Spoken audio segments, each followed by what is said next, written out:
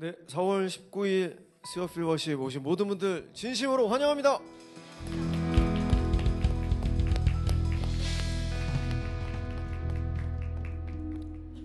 네, 여러분 잘 오셨습니다. 환영합니다. 지난 한 주간 바쁜 삶 속에서 또 하나님의 예배 자리로 나오신 모든 분들 진심으로 환영합니다. 이 시간 우리 다 같이 하나님 앞에 예배를 준비하는 마음으로 묵상하며 기도하며 나가도록 하겠습니다. 사실 저희 찬양팀도 오늘 새로운 찬양을 준비하느냐고 조금 분주한 마음이 좀 있는데, 이 시간에 다 같이 예배당에 있는 모든 분들, 그리고 온라인으로 함께하는 모든 분들, 이 시간 다 같이 예배를 준비하는 마음으로 하나님 앞에 잠잠히 기도하며 나가도록 하겠습니다. 기도하시겠습니다.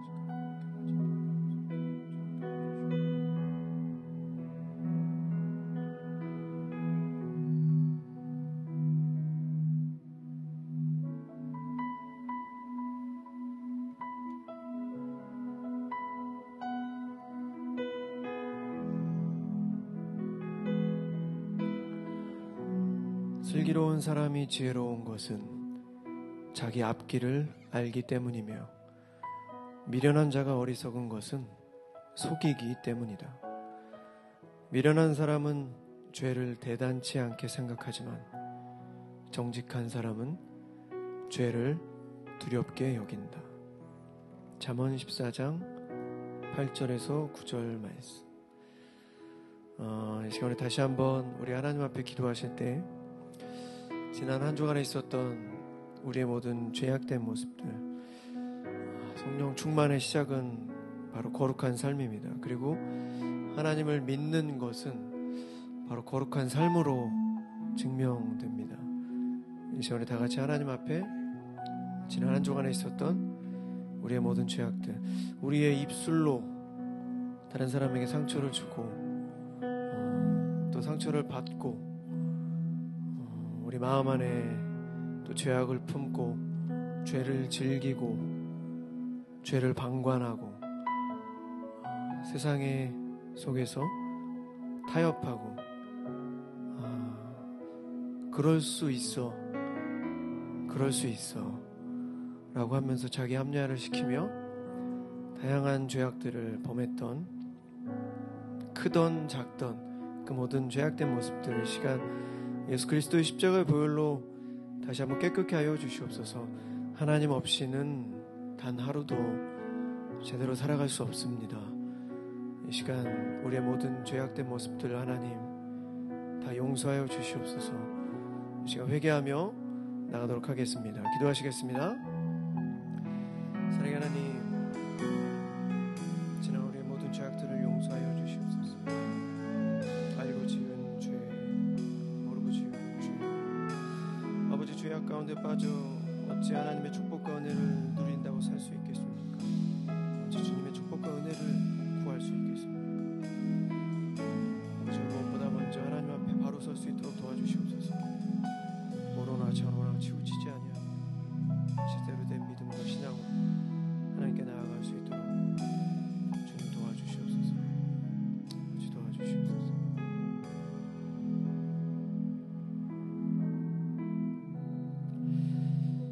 제가 지난주에 어떤 모임에서 어떤 분이 저한테 굉장히 무례한 행동을 좀 했었습니다. 무례한 행동이라기보다는 좀 무례한 말을 저한테 했었어요. 그래서 제가 그 순간에 굉장히 좀 많이 화가 났는데, 제가 그 순간에 거기서 화를 확 내뱉으면 그 모임의 분위기도 이상해질 것 같고, 그래서 어쨌든 굉장히 좋은 분위기로 마무리될 수 있게 제가 이제 좀 웃으면서 그 분위기를 잘 넘겼습니다. 그래서 잘 넘기고 제가 그 다음날 아침에 일어나서 하나님한테 기도를 했어요. 어떤 기도를 했냐면 그 사람을 복수해 주세요, 뭐 이런 기도가 아니라 저에게 했던 그 무례한 행동을 그 사람이 깨달을 수 있게 하나님 그렇게 해주세요, 이렇게 기도했습니다. 우리가 잠언에 보면은 네가 복수하지 말아라, 내가 대신 갚아주겠다, 그런 말씀이 있습니다. 잠언의 말씀을 생각하면서 그 순간을 좀 잘 이겨냈던 것 같아요. 우리의 삶 속에서 순간순간 뭐 자존심이 상할 수 있고 뭔가 우리를 좀 무시할 수 있는 그런 행동과 그런 말들에 인해서 우리가 순간 우리의 감정이 확 깨질 수 있는데 잠언의 말씀을 생각하면서 그 순간에 좀 지혜롭게 넘길 수 있는 우리 스피릿 워십 예배자 모든 분들이 됐으면 좋겠습니다. 지난주에 그 제주도 중앙침례교회를 섬기시는, 제가 성함이 자세히 기억이 안 나는데 아마 김태영 목사님으로 기억합니다. 김태영 목사님께서 설교를 해주시는데 다 들으셨죠? 제주도는 정말 아름다운 관광지로만 생각했는데 정말 하나님을 믿기가 너무너무 힘든 바로 그러한 땅이라는 사실을 다시 한번 깨닫게 됐고, 저는 이런 생각을 좀 했습니다. 그분이 10년 동안 그 곰팡이 냄새 나는 그 지하 예배당에서 그 몇 안 되는 성도들과 예배를 드리면서 울면서 하나님, 제 사역은 여기까지인가요? 전 언제쯤 지하를 벗어날 수 있을까요? 그렇게 정말 통곡을 하면서 기도했던 그 목사님의 설교를 들으면서 이런 생각이 들었습니다. 만약에 나였다면 이 여의도 침례교회 본당에서 설교를 한다는 것 자체가 너무 부러울 것 같다. 정말 그 뒤에 LED 화면으로 정말 멋진 영상들이 플레이가 되고 수십 명의 성가대와 오케스트라, 2층까지 빼곡히 찬 그 성도들, 너무나 아름다운 성전에서 10년간 지하 예배당에서 예배드렸던 그 목사님이 여의도 침례교회에서 설교를 하시면 얼마나 부러울까, 나 같으면 얼마나 부러울까, 얼마나 질투가 날까, 순간 그런 생각이 들었습니다. 그런데 또 한편으로 이런 생각이 들었어요. 정말 믿음으로 사역하시는 분이구나, 정말 믿음으로 승리하시는 목사님이시구나. 모든 사람이 다 자기 생각대로 살아갈 수 없습니다.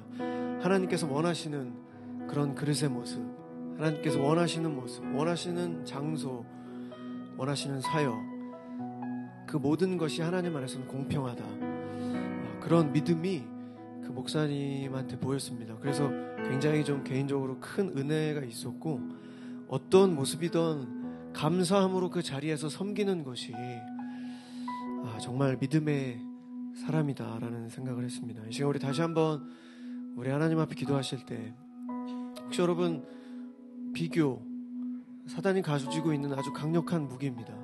비교하게 만들고 질투하게 만들고, 쟤는 저렇게 잘 나가는데 나는 뭐지? 내가 저렇게 잘 나가면 정말 헌금도 많이 내고 정말 잘 섬길 수 있는데, 뭐 이런 우리의 생각들, 그건 우리의 생각입니다. 이 시간 우리 다시 한번 하나님 앞에 기도하실 때, 하나님, 주께서 어떠한 모습으로 우리를 빚으셨건 우리가 그 자리에서 감사함으로 하나님을 찬양하고 변함없이 하나님을 향한 믿음으로 살아갈 수 있도록 도와주시옵소서. 하나님, 그것이 믿음이 아니겠습니까? 하나님이 그런 믿음을 이 저녁 찬양과 말씀을 통해서 허락하여 주시옵소서. 이 전에 다 같이 우리 하나님 앞에 간절히 기도하며 나가도록 하겠습니다. 기도하시겠습니다.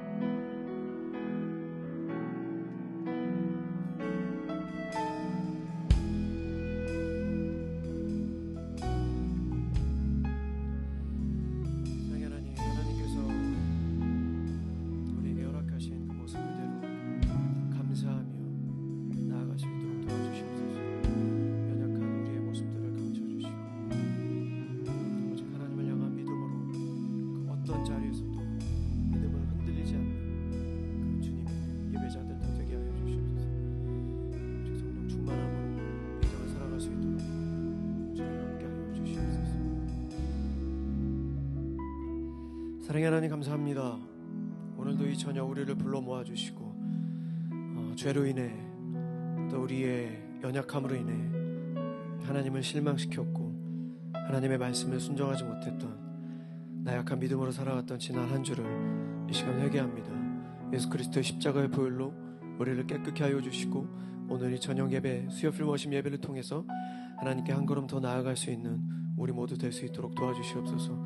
아버지여, 우리의 삶이 예배가 되어지게 하여 주시고 예배가 곧 우리의 삶이 되게 하여 주시옵소서. 오직 믿음으로 승리할 수 있도록 도와주시고 어떠한 모습이든 감사와 기쁨으로 주님 앞에 나아가며 우리에게 주어진 것에 최선을 다하며 나아갈 수 있도록 도와주시옵소서. 하나님, 모든 전쟁의 승리는 하나님께 달려있음을 고백하며 어떠한 모습이든 어떠한 상황이든 그저 우리는 감사 또 감사함으로 나아가는 믿음의 예배자들 다 될 수 있도록 도와주시옵소서. 모든 것 주님께 맡겨드립니다. 우리의 주인 되시고 인간의 생사화복을 주관하시는 하나님을 찬양합니다. 이 모든 말씀 부활이요 생명이신 예수 그리스도 이름으로 간절히 기도드렸습니다. 아멘. 오늘 주 은혜로라는 힐송 찬양입니다. 그레이스 투 그레이스라는 찬양인데요. 이 찬양이 아직 저희 나라에서는 처음 불려지는 찬양인데 저희 찬양팀에서 이제 다 번역을 하고 이제 연습을 해서 오늘 처음 이제 같이 찬양을 할 텐데 굉장히 좀 큰 은혜가 있었던 찬양입니다. 저희 찬양팀이 또 번역을 굉장히 잘했습니다. 지금 같이 우리 기도하는 마음으로 또 찬양을 배우는 마음으로 찬양하도록 하겠습니다.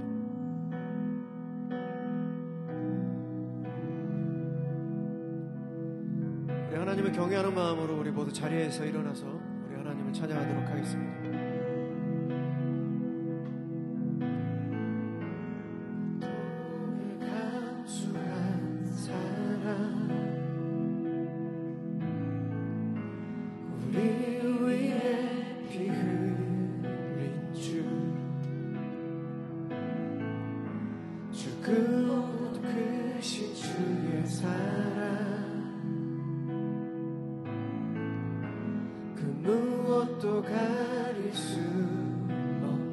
다시 한번 고통을 감수한 사람, 고통을 감수한 사람, 우리 위에 피 흘린 주, 죽음보다 크신 주의 사랑, 그 무엇도 가릴 수 내 마음과 영혼을 위해 내 마음과 영혼을 위해 고통 모두 견디셨네. 날 위해 주가 죽으셨네.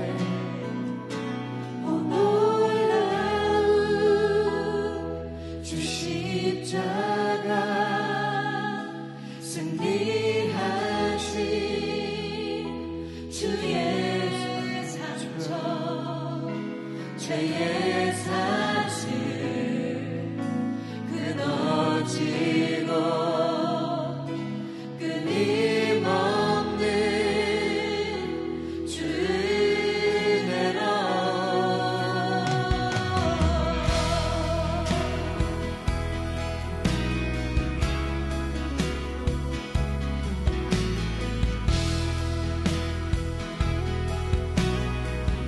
고통을 감수한 사랑, 고통을 감수한 사랑, 우리 위에 피 흘린 주, 죽음보다 크신 주의 사랑,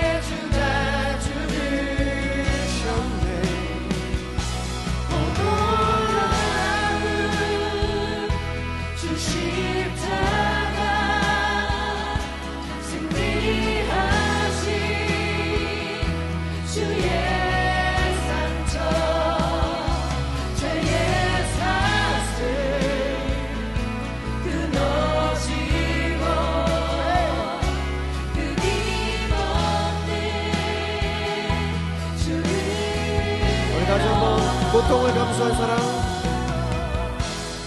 고통을 감수한 사람,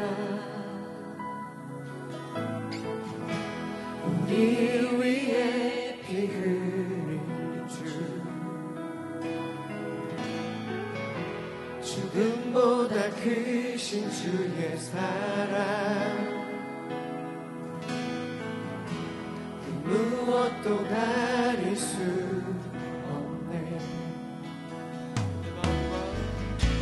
내 마음과 영혼을 위해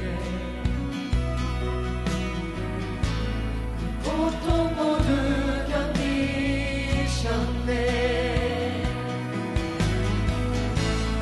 내 위에 주가 죽으셨네.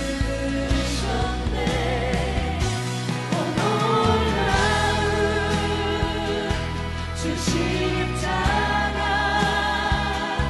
승리하신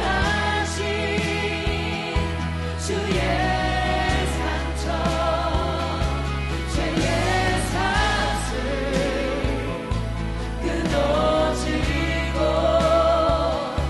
끊임없는 주의 은혜로 더 놀라운 주 십자가 승리하신 주의 상처, 죄의 사슬 끊어지고 끊임없는 주 은혜로.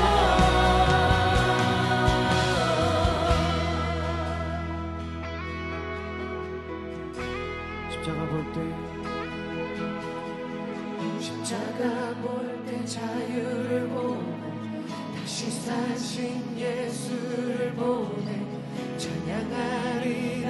놀라운 은혜, 놀라운 주의 은혜. 십자가 볼 때 자유를 보내 다시 사신 예수를 보내 찬양하리라. 놀라운 은혜, 놀라운 주의 은혜. 십자가 볼 때 자유를 보내 다시 사신 예수를 보내 찬양하리라. 놀라운 은혜, 놀라운 십자가 볼 때, 십자가 볼 때 자유를 보내 다시 사신 예수를 보내 찬양하리라. 놀라운 은혜, 놀라운 십자가 볼 때, 십자가 볼 때 자유를 보내 다시 사신 예수를 보내 찬양하리라. 놀라운 은혜, 놀라운 십자가 볼 때, 십자가 볼 때 자유를 보내 다시 사신 예수를 보내 찬양하리라. 놀라운 은혜. 다시 한번 십자가 볼 때 자유를 보내, 십자가 볼 때 자유를 보내 다시 사신 예수를 보내 찬양하리라. 놀라운 은혜, 놀라운 십자가 볼 때, 십자가 볼 때 자유를 보내 다시 사신 예수를 보내 찬양하리라. 놀라운 은혜, 놀라운 주의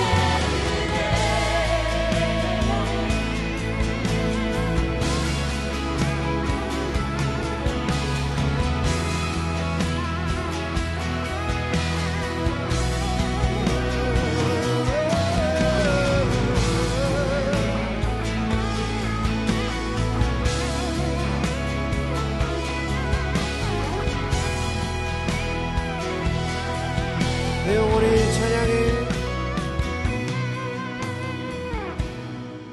내 영혼이 찬양해. 놀라운 주의 은혜, 내 영혼이 찬양해. 내 영혼이 찬양해, 내 영혼이 찬양해.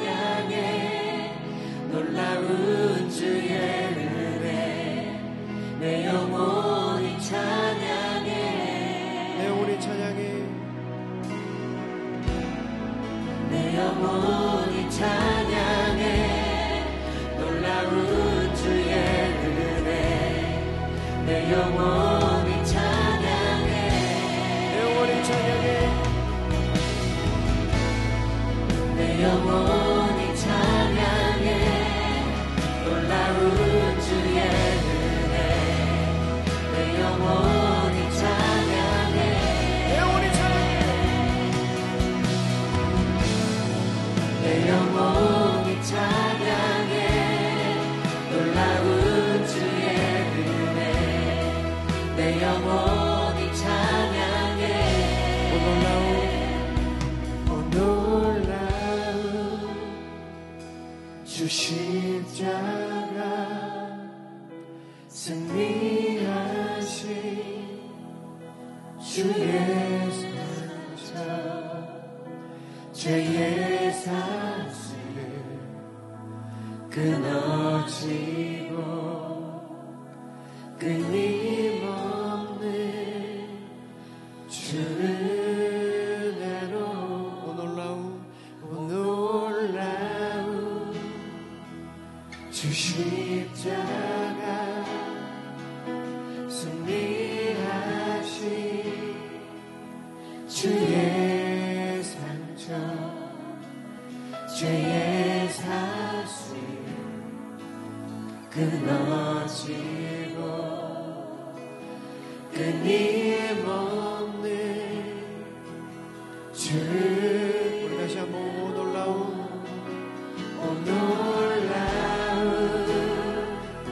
주 십자가 승리하신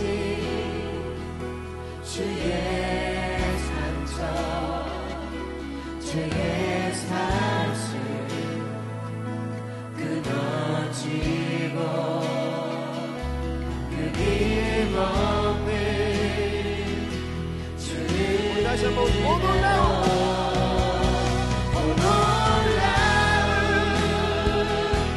주 십자가 승리하신 주의 상처 죄의 사슬 끊어지고 끊임없는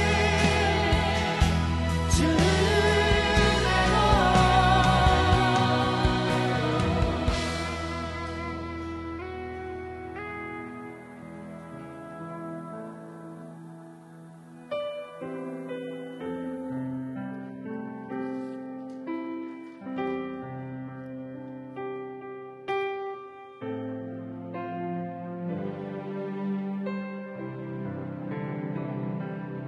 우리 주 하나님 큰 영광과 존귀를 받기에 합당하신 지금 여기 계신 하나님 온 천지 만물을 지으시고 다스리는 큰 권능과 능력으로 주의 말씀이 이루시니 우리 다시 한번 우리 주 하나님 우리 주 하나님 큰 영광과 존귀를 받기에 합당하신 지금 여기 계신 하나님 온 천지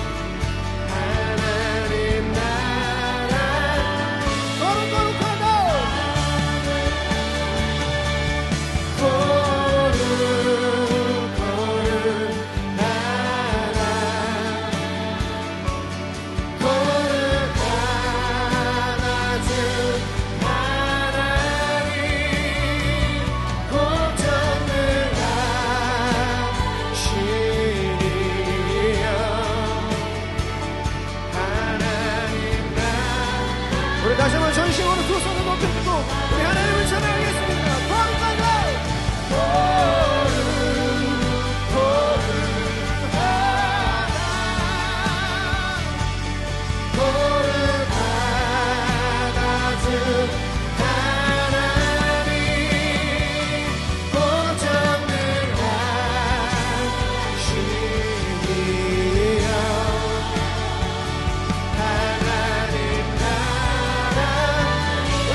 전심으로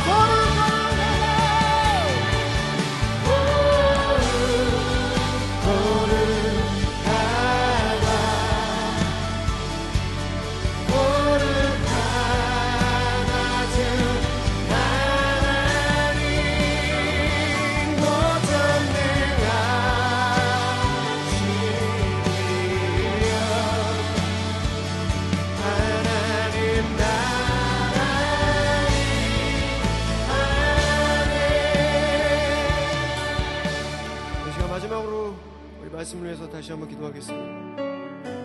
하나님, 하나님의 거룩하심을 닮아갈 수 있도록 주님 도와주시옵소서. 우리 너무나 부족합니다. 우리 너무나 연약합니다. 하지만 하나님, 이 모습 이대로 받아주시옵소서. 하나님의 그 크신 사랑, 절대 하나님과 우리의 그 사랑을 그 어느 누구도 끊을 수 없습니다. 아버지, 오늘 저녁 주님의 말씀을 듣습니다.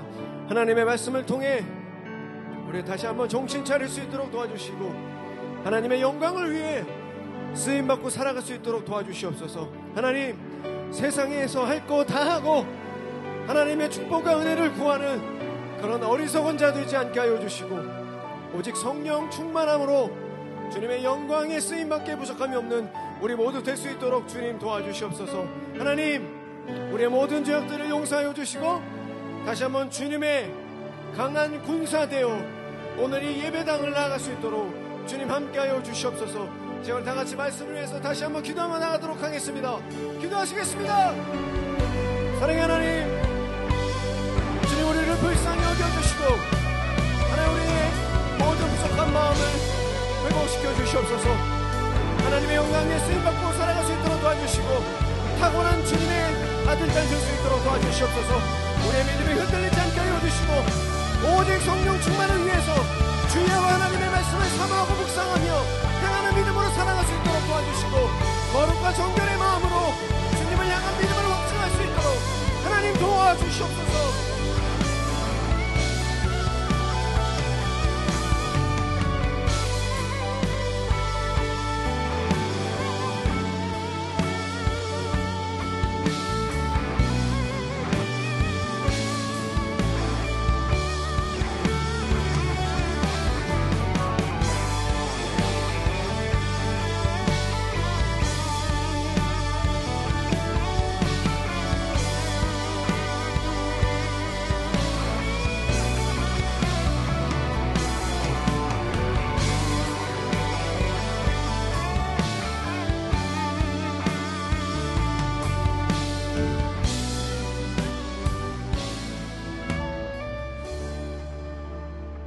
영광과 존귀, 찬양과 경배를 받기에 합당하신 이름, 거룩하시고 전능하시며 지금 이곳에 역사하시는 영원하신 왕, 어제도 계셨고 오늘도 계시며 이제 곧 오실 우리 왕, 만물의 주인, 마음을 담아 큰 소리로 외쳤던 나의 왕, 나의 주님께 감사를 드립니다. 이제 말씀을 듣습니다. 하나님의 말씀이 나의 삶을 뒤흔들어 말씀 앞에 깨지고 무너지고 겸손함으로 회복되는 놀라운 일들이 우리 수요 피러십을 통해 여기저기에서 간증되게 하옵소서. 예배 가운데 함께하여 주심에 감사드리며 예수님의 이름으로 기도합니다. 아멘. 네, 오늘도 변함없이 하나님을 예배하기 위해서 일주일의 한 가운데인 수요일, 이 자리에 오신 수요 피러십 예배자들을 진심으로 환영하고 축복합니다. 함께 예배드릴 수 있다는 것, 저에게 엄청나게 큰 축복이고 또 영광입니다. 하나님 말씀을 한번 읽어보도록 하죠. 오늘은 마가복음 1장 16절에서 20절까지의 말씀을 함께 읽어보도록 하겠습니다. 교독하는 방법으로 읽어볼게요. 16절 제가 17절 읽어주시면 됩니다. 예수께서 갈릴리 바닷가를 지나가시다가 시몬과 그의 동생 안드레가 바다에서 그물을 던지고 있는 것을 보셨다. 그들은 어부였다. 예수께서 그들에게 말씀하셨다. 나를 따라오너라. 내가 너희를 사람을 낚는 어부가 되게 하겠다. 그들은 곧 그물을 버리고 예수를 따라갔다. 예수께서 조금 더 가시다가 세베대의 아들 야고보와 그의 동생 요한이 배에서 그물을 깁고 있는 것을 같이 읽겠습니다.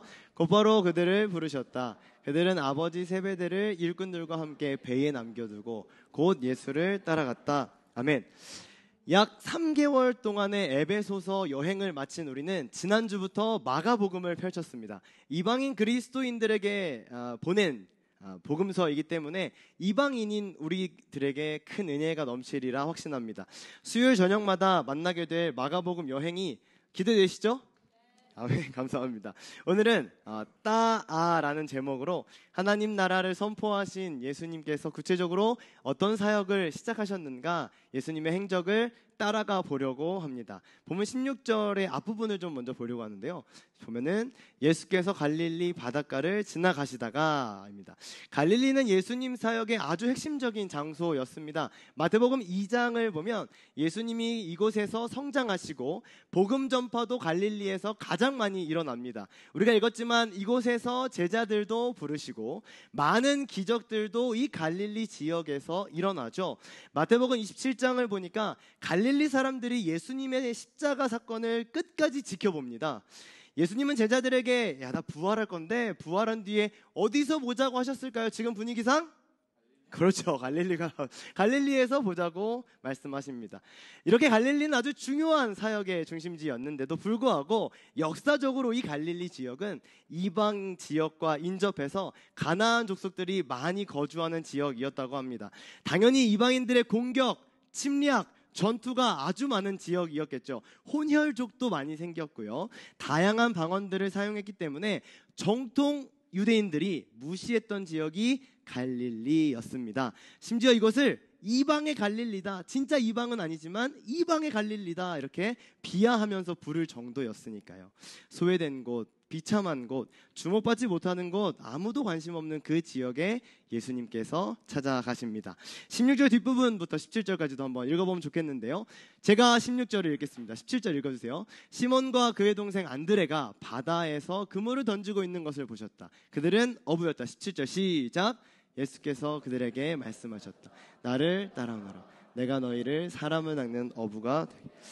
마가복음에 근거했을 때 예수님께서 사역을 시작하시면서 첫 번째로 하셨던 것은 제자들을 부르시는 것입니다.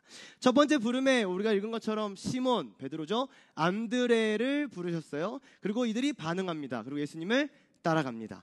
곧바로 두 번째 부름이 등장합니다. 19절을 보면 야고보와 요한이 있어요. 그물을 깁고 있던 그들을 예수님이 또 부르십니다. 그들이 따라가요. 그리고 오늘 본문은 마무리됩니다. 설교의 제목이 따아인데요. 따뜻한 아메리카노는 당연히 아니고 따르라라고 말씀하시는 예수님의 말씀에 아멘 합시다의 줄임말입니다. 4명의 제자들을 부르신 오늘 본문을 통해서 저는 예수를 따르기 위해 기억해야 될 것을 다시 한번요. 4명의 제자들을 부르신 이 장면을 통해서 저는 예수를 따르기 위해 기억해야 할 것을 무려 3가지나 전달하려고 합니다. 교회만 왔다 갔다 무늬만 신앙인이 되지 않기 위해서 예수를 믿는다는 사람들은 모두 예수님의 제자가 되어야 합니다. 그래서 오늘 본문이 아주 큰 가치를 가지는데요. 빠르게 전달할 것이지만 묵직하게 여러분들의 마음에 남았으면 좋겠습니다. 예수님을 따르기 19절도 있었네요. 예수님을 따르기 위해서 기억해야 될 것 첫 번째 한번 따라해 주시면 좋겠습니다. 자격 없이 따르라. 이 정도 소리로 안 됩니다. 다시 한번요. 자격 없이 따르라. 감사합니다. 베드로와 안드레, 또 야고보와 요한, 예수님이 이들을 부르셨을 때를 한번 상상해 보니까 준비하고 있던 모습이 전혀 아니었어요. 매일 반복되는 일상이에요. 심지어 예수님의 말씀을 듣거나 어떤 기적을 경험하거나 깨달음이 동반되지도 않는 상태였습니다. 베드로와 안드레는 그물을 던지고 있을 때 예수님이 부르셨고요. 야고보와 요한은 그물을 깁고 있을 때 부르십니다. 어떤 학자들은 자신의 일에 최선을 다하는 사람을 예수님이 부르신 거야 라고 말씀하시기도 하지만 어디 자기 일에 최선을 다하는 사람들이 이 4명뿐이었겠습니까?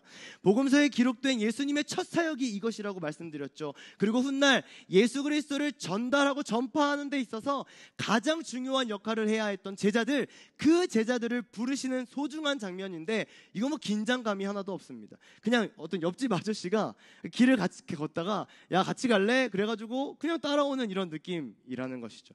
여기서 우리가 생각해 보고 싶은 것이 이겁니다. 도대체 이 4명은 어떤 무슨 자격 또 어떤 무슨 이유로 아무것도 아닌 것처럼 부르시는 아무것도 아닌 것처럼 보이는 4명은 부름받았냐 하는 것이죠. 한번 생각해 보세요. 이들은 뭐 때문에 부름받았을까요? 지난주 목요일 아침에 우리 피러십 설교자들이 먼저 모여서 이 질문에 대한 토론을 이제 했습니다. 저희가 내린 답은 잘 모르겠답니다.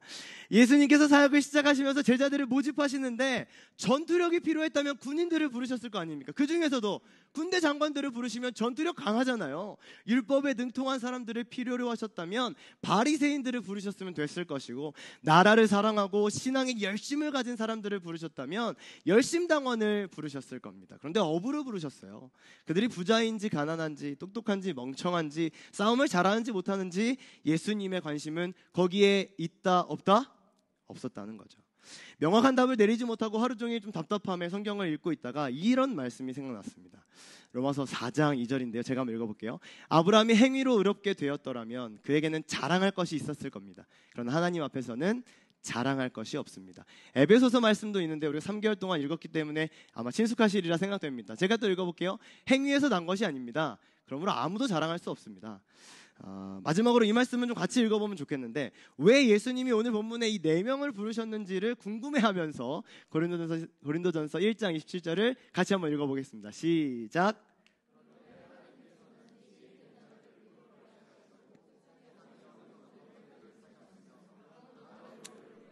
세상의 악한 것들을 택하셨습니다. 본문에 나오는 4명의 제자들이 어리석은 자들이었습니다 라고 말하는 것은 아닙니다. 그러나 하나님의 부르심은 확실히 인간들의 생각, 인간들의 기준과는 다르다는 것입니다.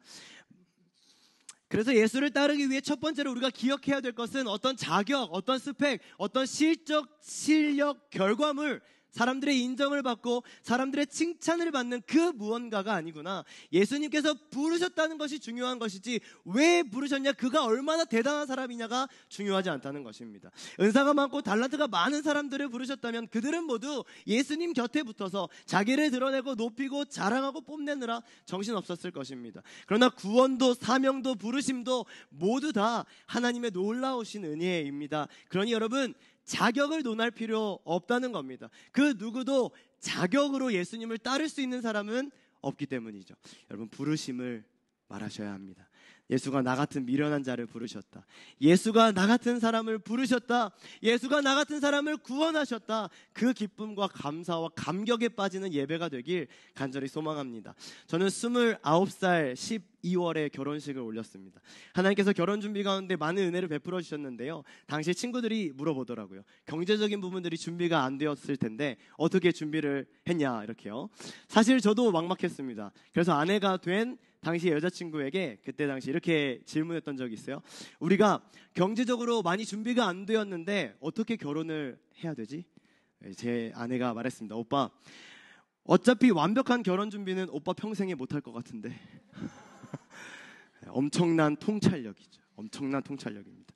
우리는 여러 가지 상황 속에서 완벽한 준비를 외치며 살아갑니다. 저는 성경 곳곳에서 준비해야 된다, 준비하라 라는 예수님의 말씀을, 예수님의 명령을 많이 발견합니다. 그런데 우리 삶에 완벽한 준비라는 것이 정말로 있을까요? 얼마나 준비하면 완벽해질 수 있는 겁니까? 최선을 다해서 살아가면서 준비해야 하는 것 당연합니다. 그렇지만 완벽할 수는 없다고 생각해요. 적어도 연약함의 대명사인 인간에게서 나오는 것들은 말이죠. 결국 예수님의 제자가 되어야 하는 우리가 기억해야 될 것, 내 자격으로, 내 행위로 내가 준비한 분량 덕분에 제자가 될 수 있구나가 아니라 주님이 나를 부르셨기 때문에 제자가 될 수 있다. 자격보다도 부르심이 먼저다. 예수님의 부르심이 분명하면 목소리 좀 안 좋으면 어떻습니까? 키가 좀 작으면 어떤가요? 더 나아가서 죄인이면 어떻습니까? 더 좋죠. 주님이 부르셨다는데 회개하고 예수님 따르면 되잖아요. 그러므로 제자가 되고 싶은 믿음의 성도들이 첫 번째로 기억해야 할 것은 내 자격으로, 내 능력으로 제자 되는 것 아니다.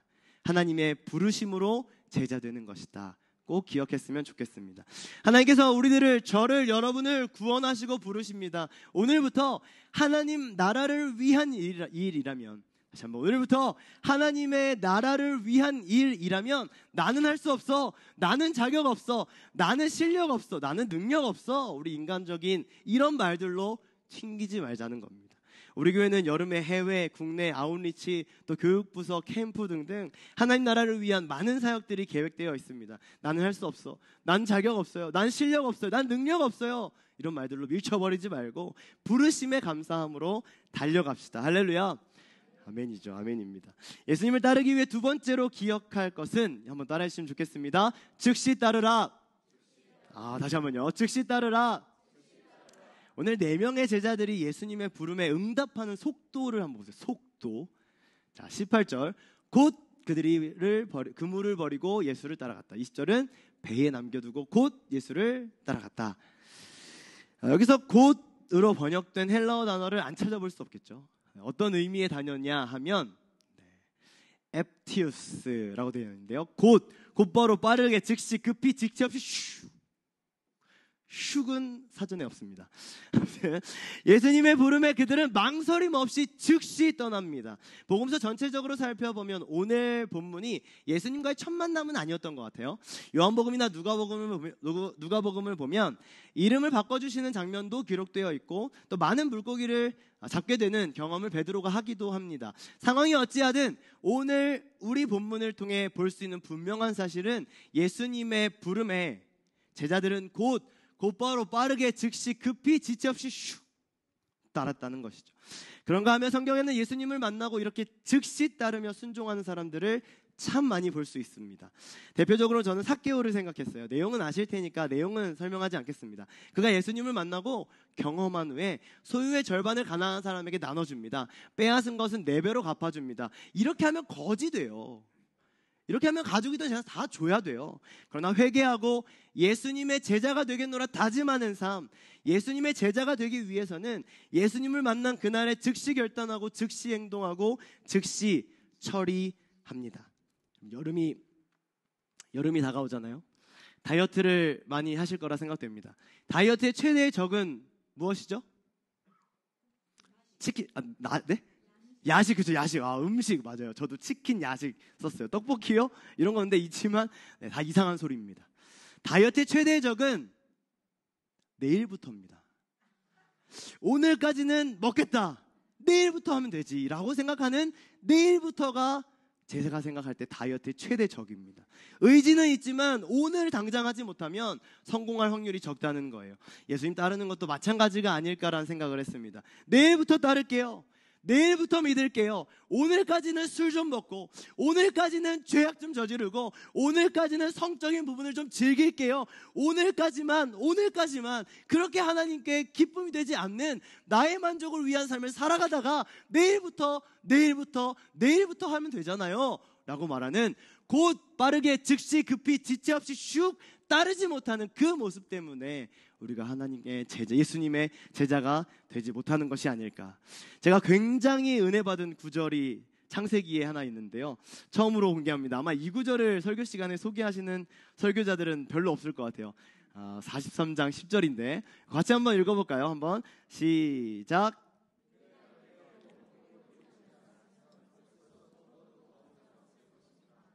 야곱과 요셉의 이야기입니다. 그때는 기근이 엄청나게 심했어요.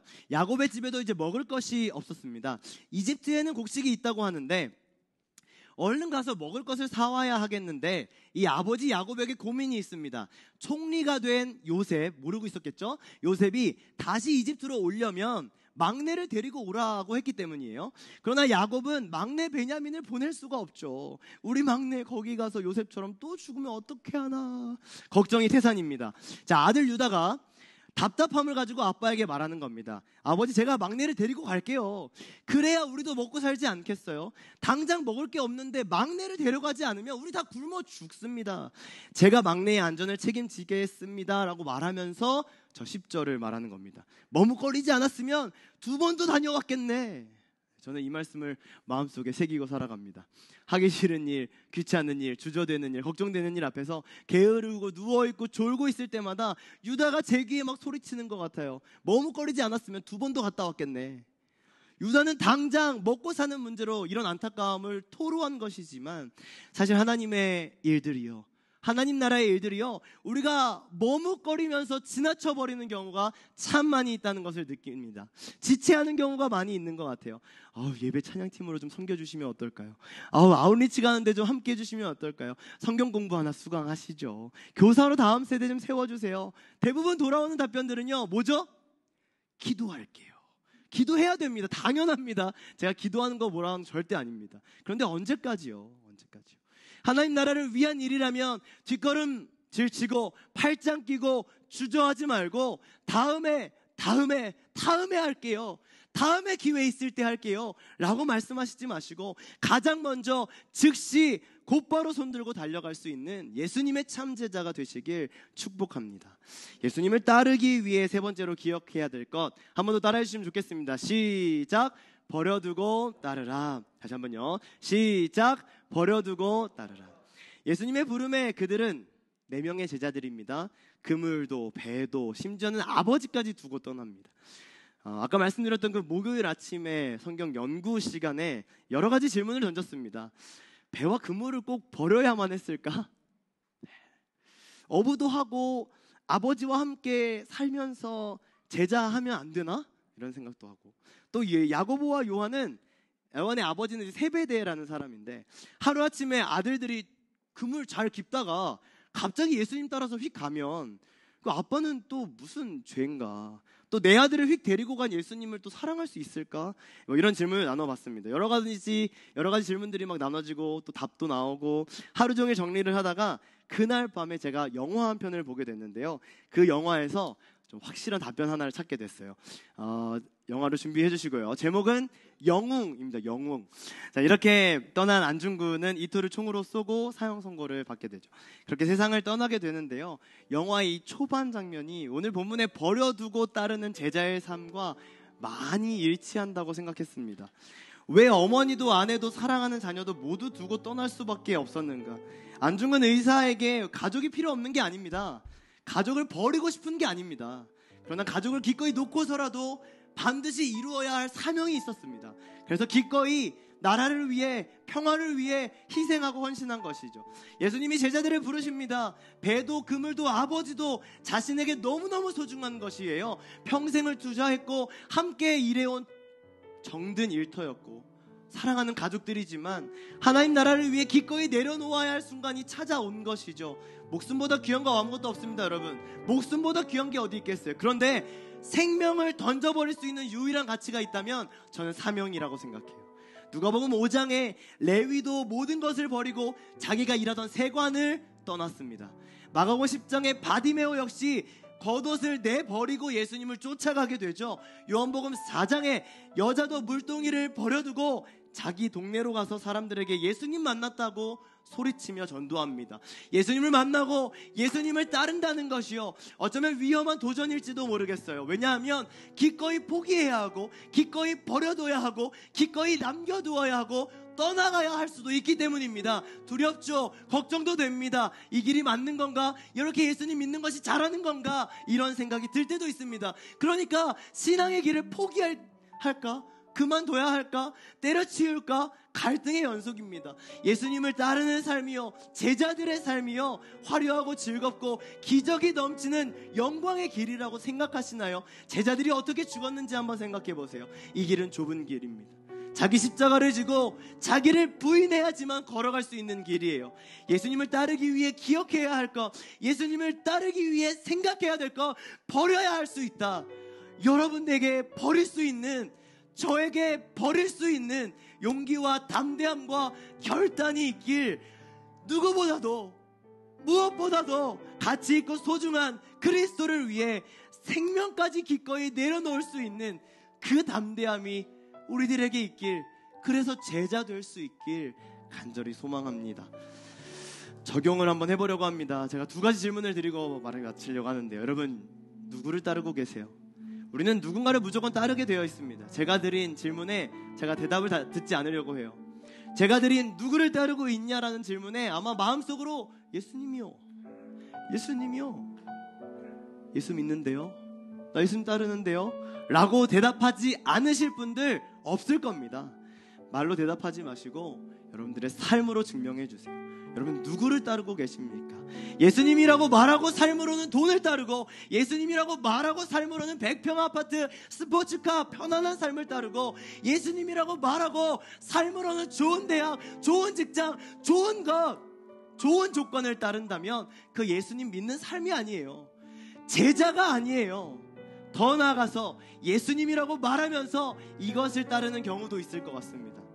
유명한 목사님이요, 듣기 좋은 설교요, 교리요, 신비로운 경험이요. 저는 이런 것 또한 조심해야 될 부분이라 생각합니다. 예수님이 아니라 유명한 목사님, 친절한 목사님, 내가 좋아하는 사람들 따르고 있는 건 아닌가 돌아봐야 합니다. 설교 따르시면 안 돼요. 교리를 따르시면 안 돼요. 경험을 따르면 안 됩니다. 우리는 예수를 따라가는 예수의 제자이기 때문입니다. 삶으로 증명해내는 수요 피러십 예배자들 되어주시길 간곡히 부탁드립니다. 두 번째 적용, 두 번째 질문입니다.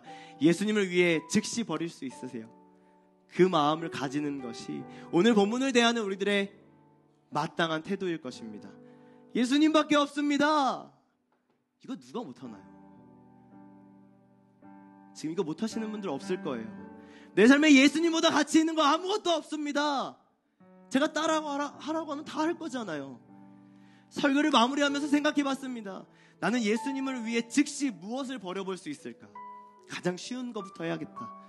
내 즐거움으로 채워진 시간, 일주일 동안의 삶에서 내 즐거움으로 채워진 그 잠깐의 시간을 한번 기꺼이 포기해보고 하나님께 드려봐야겠다. 일주일 동안 저는 여기서 선언하는 겁니다. 나의 즐거움을 위해서 유튜브를 보지 않겠다. 저에겐 어려운 일이에요. 내 즐거움을 위해 유튜브 보지 않겠다. 내가 즐거움을 위해 유튜브 보는 그 시간을 포기하고 그 시간에 하나님 말씀 듣고 찬양 듣고 하나님께 맞춰진 인생을 지금 즉시 결단해 보려고 합니다. 누가 확인할까요? 여러분들은 저를 확인할 수 없겠죠. 제가 확인하죠. 두 번째는 제 아내가 확인하죠. 마지막으로는 제 아내 성령께서 확인하시죠. 딱 일주일만 해보려고 합니다. 나도 정말 예수님의 제자가 되고 싶은데 그 즐거움을 기꺼이 내려놓는 연습, 여러분도 각자의 삶의 자리에서 하실 수 있는 건 아무거나 다 좋습니다. 시작해 보시길 부탁드려요. 예배를 통해 믿음을 고백했다면 삶을 통해서 증명돼야 합니다. 예배를 통해 믿음을 고백했다면 삶을 통해 증명돼야 합니다. 놀라운 삶의 간증이 반드시 생겨지길 진심으로 기대하면서 오늘은 이런 찬양을 좀 한번 해보려고 하는데요. 내 안에 가장 귀한 것, 가사를 좀 묵상하면서 찬양해봤으면 좋겠습니다.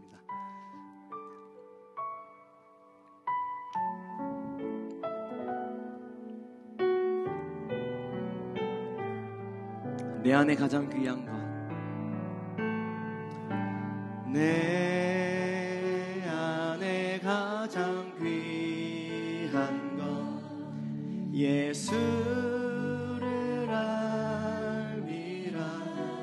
믿음으로 고백합시다. 금은보다도 귀한 것 예수를. 아멘. 세상 지식보다 귀한 것 예수를 알미라. 내 안에 가장 귀한 것 예수를. 여러분 한 번만 더 찬양합시다. 여러분들의 마음에서 우러나와서 찬양했으면 좋겠습니다. 내 안에 가장 귀한 것 예수를 알미라.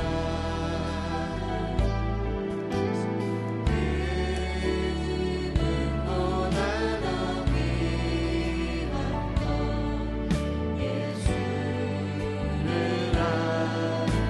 세상 지식보다 귀한 것 세상 지식보다 귀한 것 예수를 알미라. 아멘. 내 안에 가장 귀한 것 예수를 알미라. 예수의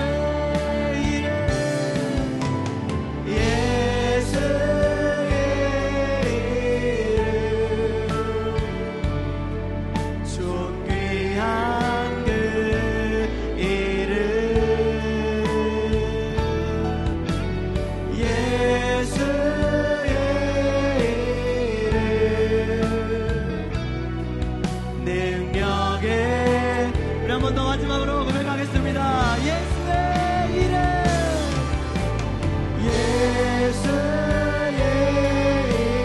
이름 존귀한 그 이름. 아멘.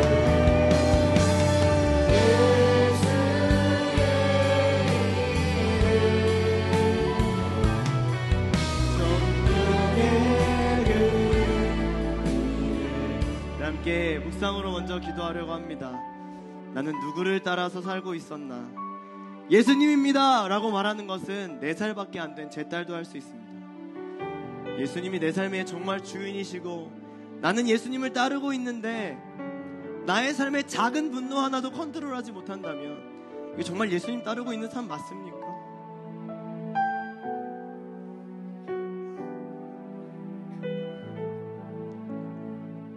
죄악이라고 알고 있는 것 하나도 알면서도 매번 똑같이 짓고 있다면 예수님이 주인 된 삶 정말 맞는 겁니까? 예수님의 제자 될 수 있는 겁니까? 그래서 묵상으로 기도하고 싶어요. 나의 삶을 한번 돌아보는 시간입니다. 주님, 제가 누구를 따르고 있습니까? 저의 정말 주인은 누굽니까? 나는 누구의 제자입니까? 주님 앞에 조용하게 묵상으로 나의 삶을 돌아보며 함께 기도했으면 좋겠습니다.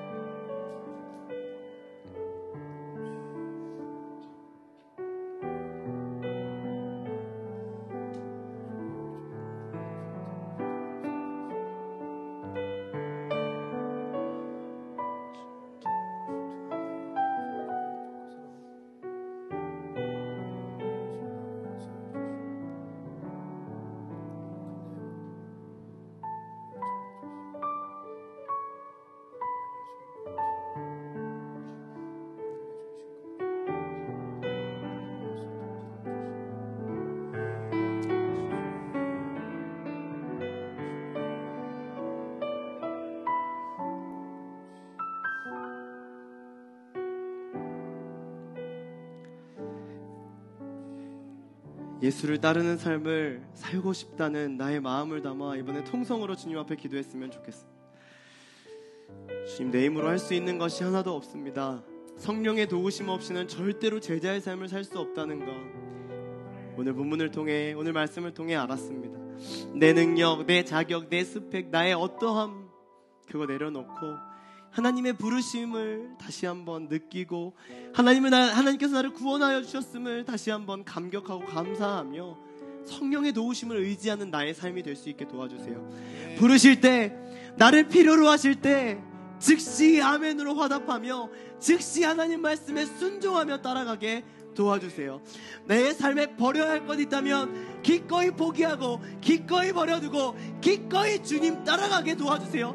마치 조국의 독립과 평화를 위해 가족들을 기꺼이 두고 총을 들었던 안중근 의사처럼 나도 하나님의 나라와 하나님의 영광을 위해 두 발 벗고 나설 수 있는 믿음의 자녀가 되게 하여 주옵소서. 우리 주여 한번 외치고 말씀 기억하며 기도하겠습니다. 주여, 하나님 아버지, 오늘은 4명의 제자들을 부르시는 4명의 제자들을 부르셔서 하나님 나라와 영광을 위해 사용하여 주시는 하나님의 말씀을 들었습니다. 예수님께서 4명의 제자들을 부르실 때에는 어떠한 자격, 어떠한 조건이 아니라 하나님께서 부르실 때에는 그 부르시면 도망을 가지고 하나님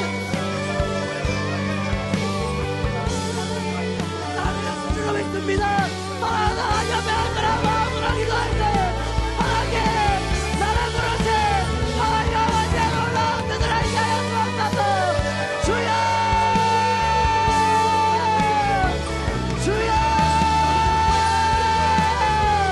하나님 말씀하실 때 하나님 나를 부르실 때 누가 나를 위하여 가지고 누가 나를 위하여 가지고 나의 나라와 영광을 위하여서 누가 말씀하실 때 주님 내가 여기 있습니다. 주님 내가 여기 있습니다. 왜 나를 불렀어요? 주여, 주여, 하나님 말씀 앞에 무릎에 설 수 있는 나의 삶이 수 있도록 인도하여 주었지만 하나님 말씀하실 때 하나님 나를 부르실 때 내 주님 곧바로 즉시 주 예수 그리스도를 따르고 예수 그리스도 앞에 결정하게 엎드리는 나의 삶이 될 수 있도록 주여 인도하여 주옵소서. 하나님 또한 버려야 할 것들이 있다면 하나님 나의 삶을 버려지게 하셔서 기꺼이 포기하고 기꺼이 버려주고 하나님 나라를 할 수 있는 나의 인생이 될 수 있도록 하나님께서 인도하여 주옵소서. 주여, 주여, 주여,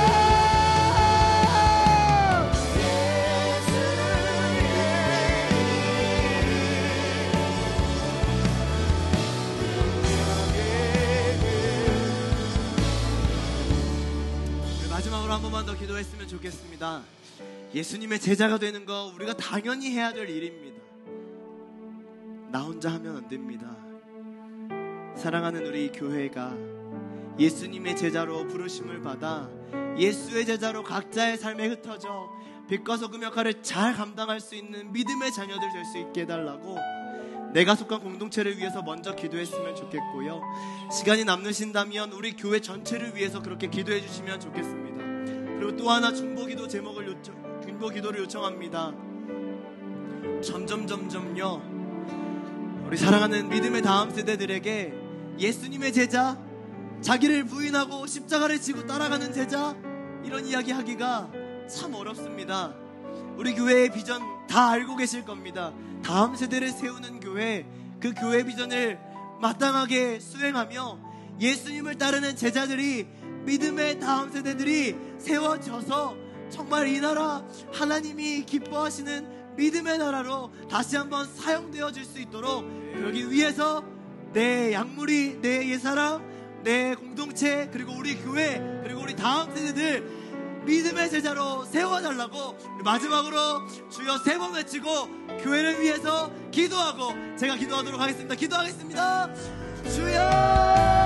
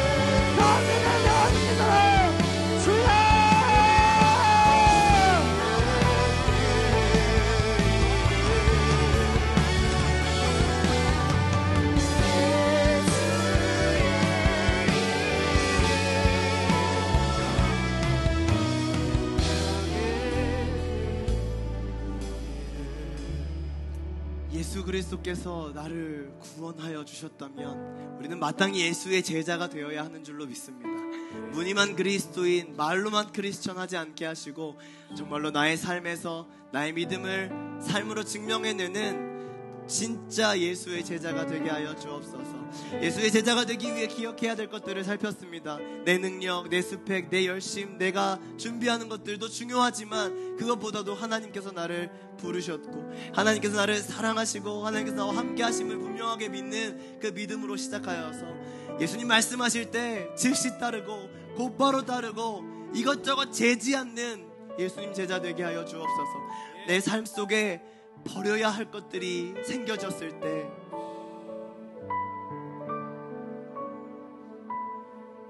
솔직히 아멘으로 바로 화답하며 쉽게 버리지 못하는 일들 앞에서도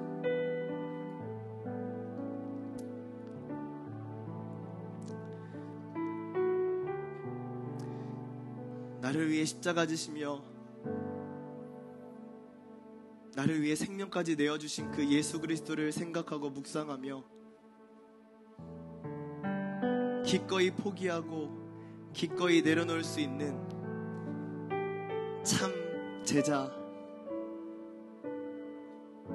그 제자가 내가 되고 그 제자가 우리 수요 피러십 예배자들이 되고 그 제자가 점점 많아져서 하나님이 기뻐하시는 교회, 하나님이 기뻐하시는 나라 세워갈 수 있도록 하나님 우리를 그 제자로 계속해서 삶 속에서 사용하여 주옵소서. 그렇게 일하시고 그렇게 함께하여 주실 주님을 찬양하고 높여드립니다. 감사드리며 예수님의 이름으로 기도합니다.